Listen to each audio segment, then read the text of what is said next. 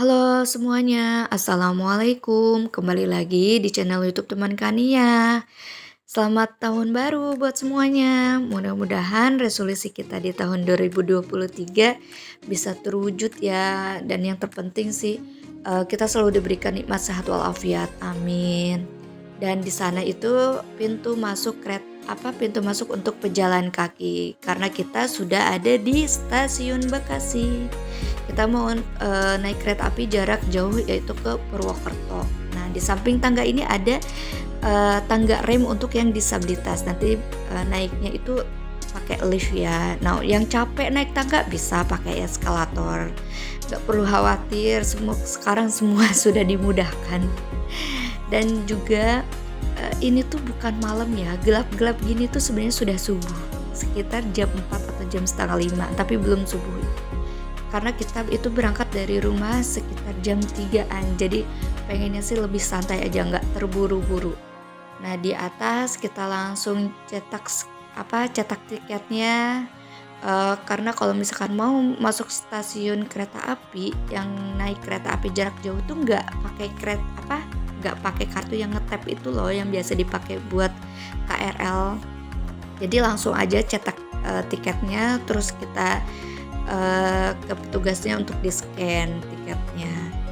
Untuk kenyamanan di stasiun Bekasi menurut aku udah nyaman ya, karena luas, bersih juga, tertata rapi, dan udah mulai tertib. Di sini sepi itu karena masih pagi, tapi kalau siang itu pasti rame karena banyak yang naik KRL juga, apalagi sekarang lagi musim liburan. Mau itu musim hujan ataupun enggak, kayaknya sih masih banyak yang liburan ya. Tapi tetap harus hati-hati, jaga stamina biar tetap fit. Nah, sekarang kita lagi ada di tempat ruang tunggunya. Tempat duduknya banyak dan lumayan luas juga, disediakan colokan untuk ngecas. Ada kipas anginnya juga karena di sini tidak ber-AC.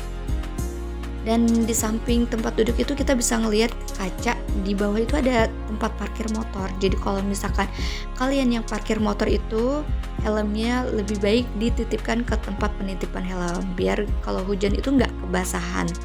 Nah, di ruang tunggu ini ada fasilitas lain seperti ruang menyusui, musola, dan juga toilet.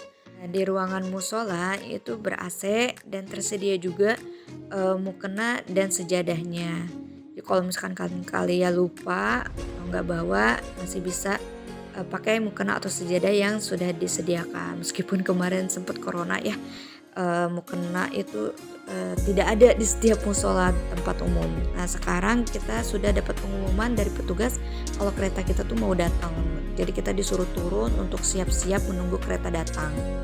Kereta yang kami pesan itu tiketnya namanya kereta api Kurtojaya Utara. Jadi tempat pemberhentian terakhirnya itu di Kutoarjo, tapi kita turun di stasiun Purwokerto.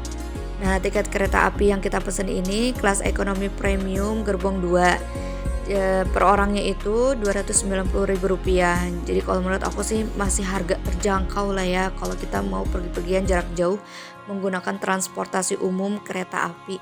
Dan ini udah terjangkau menurut aku karena nyaman tempatnya ya. Tempat duduknya itu ada 80 tempat duduk dan disusunnya itu dua-dua. Tempat yang kita pesan itu berhadapan. Jadi kalau misalkan kalian mau duduknya berhadapan karena bawa keluarga, ambil kursi 10A, 10B, 11A, 11B, dan sampingnya itu 10C, 10D, 11C, 11D. Yang duduknya tidak mau berhadapan itu ambil nomor dari 12 sampai 20. Sedangkan yang duduknya mundur itu dari nomor 1 sampai nomor 9. Gitu. Jadi diingat ya, kali aja nanti kalian mau pergi-pergian naik kereta api Kurtojaya Utara ekonomi premium, sudah hafal tempat duduknya, mau duduk mundur atau duduk maju atau duduk berhadapan. Ini kecepatannya ya, kita bisa lihat itu 96 km, bisa berubah, bisa 97, bisa lebih turun, bisa naik. Karena memang kecepatan kereta api Kurtojaya Utara ini dari 80 sampai 100 kilometer per jam gitu. Nah, AC di dalam kereta itu 200, bukan 200 ya, maksudnya AC di dalam kereta itu 22 derajat Celcius. Jadi kalau banyak penumpang pun kita masih tetap berasa dingin gitu, nggak yang namanya kepanasan. Karena memang, dengan ekonomi premium ini aja tuh kita udah dapat kenyamanan memandang pemandangan dari dalam kereta karena merasa luas aja gitu. Kacanya juga lebar karena ini kan kaca panorama duplex dan ada tirainya juga yang bisa dinaikin, bisa diturunin. Jadi bukan hordeng ya. Nah, di sini itu kita sudah sampai di stasiun Cirebon Perujakan. Di stasiun Cirebon Perujakan ini tadi kita berhenti sekitar 10 menit. Jadi kalau misalkan kita pegel-pegel nih karena kelamaan duduk, jadi bisa merenggangkan dulu otot-otot badan, keluar sebentar dari kereta ya kan, bisa, nggak apa-apa. Nah, kita jalan lagi. Jadi kalau misalkan kalian pegel, kita lebih baik jalan-jalan ke kantin. Jadi kan kalau misalkan kita lapar juga bisa sekalian beli makanan ya kan. Di sini juga ada musolahnya, tersedia juga sejadahnya karena sudah diarahkan kiblatnya juga sudah diarahkan ya. Memang tidak luas tapi lumayan lah kalau buat sholat. Nah, di sini area kantinnya tidak terlalu luas dan juga terbatas tempat duduknya. Jadi kalau misalkan kalian mau pesen makanan di sini, kalau lagi penuh bisa dibawa ke tempat duduk masing-masing. Ini ada di gerbong 3, ada di gerbong 4. Ada di gerbong 4 kantinnya itu. Jadi kalau misalkan kita mau pesen bisa scan menunya lewat barcode dan juga bisa pesen lewat aplikasi KAI Akses yang dipakai HP-nya itu untuk memesan tiket kereta ya.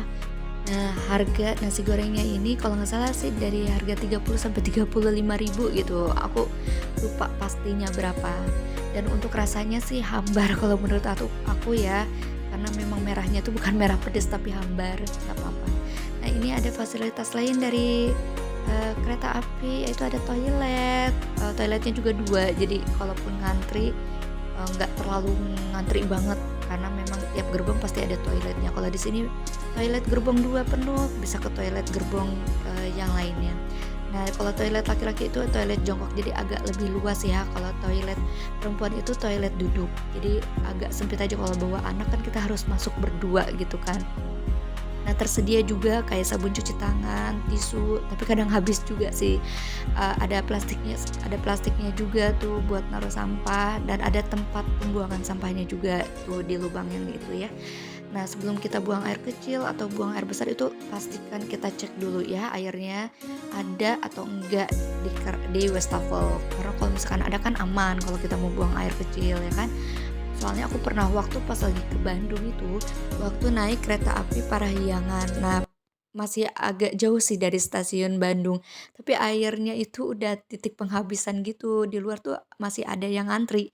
Bisa aja sih sebenarnya ke toilet yang lain kan, cuma kan kita harus ngelewatin gerbong lain juga. Jadi ya udah nggak apa-apa itu pengalaman juga buat kita ya. Nah, ini kita sudah sampai di stasiun Purwokerto. Nah, sedikit info juga buat kalian untuk membedakan ekonomi premium dan ekonomi biasa. Kalau ekonomi premium, tadi yang seperti kalian lihat itu tempat duduknya masih nyaman ya.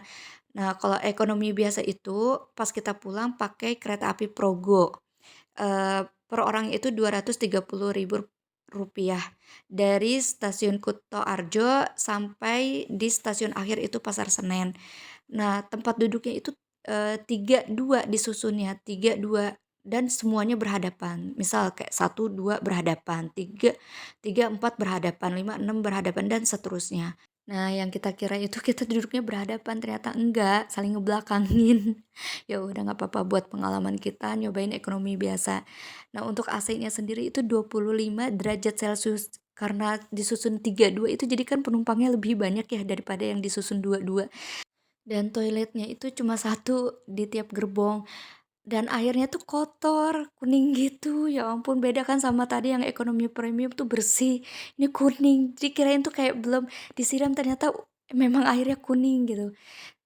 Ya udah cukup sekian ya info dari aku.